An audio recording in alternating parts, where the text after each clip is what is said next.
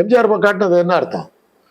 எம்ஜிஆர் தலைவரை ஏற்றுக்கிட்டு பழனிசாமி கூட்டணிக்கு போறோங்கிறத அந்த கூட்டத்தில் அவர் சொன்னது.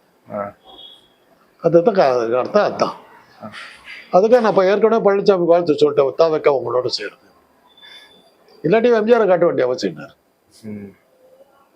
அப்ப எம்ஜிஆர் காட்டினது அப்படிங்கிறது அதிமுக கூட்டணி சேர்ந்து அதிமுக பழனிசாமியோட கூட்டணிங்கிறது தான். ஆனா இதே இடத்துல வந்து ஒரு விஷயம் கேட்கணும். விஜய் அவர்கள் வந்து சொல்லும் பொழுது திமுக விமர்சிக்கிறதுக்கு முன்னாடி அதிமுகவை தான் விமர்சிக்கிறாரு. அதாவது என்ன சொல்றாரு அப்படின்னா, ஒருத்தவங்க என்னன்னா நேரடியாகவே பாஜகவுக்கு நேரடியாவே வேலை செஞ்சு கொடுக்குறாங்க, அடிமைகளா இருக்கிறாங்க அப்படிங்கிற மாதிரி அவர் பேசியிருக்காரு. அப்படிங்கிறப்போ அவர் எப்படி அவங்களோட சேர்றாங்கன்னு சொல்ல முடியும்? அதை நீங்க அவரை தான் சொன்னாங்கன்னு உங்களுக்கு எப்படி தெரியும்? அவர் நீங்க பேசியிருக்காரு.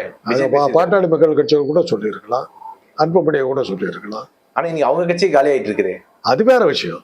இவர் கட்சியும் தான் காலி ஆயிட்டு இருக்குது, பழனிசாமி கட்சியும் தான் காலி ஆயிட்டு இருக்குது. ஆனா எம்ஜிஆர் படத்தை போனது விக்கிரவாண்டி இதுல வந்து எம்ஜிஆர் வைக்கலையே.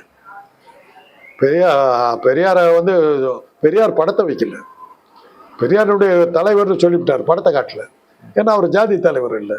ஜாதி தலைவர் முத்துராமலிங்க தேவர் இதெல்லாம் முத்துராமலிங்க தேவர் கூட வைக்கல, வேலுநாச்சியாரை வச்சார்.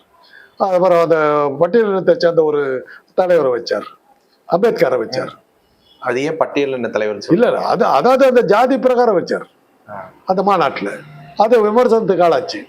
அப்புறம் இந்த அளவு ஜாக்கிரதையா மாத்திக்கிட்டார், பெரியார் அண்ணான்னு இது பண்ணிக்கிட்டார்.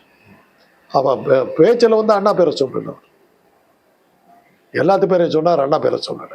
ஏன்னா எடுத்து கொடுத்த ஆள் அதை விட்டுட்டார்.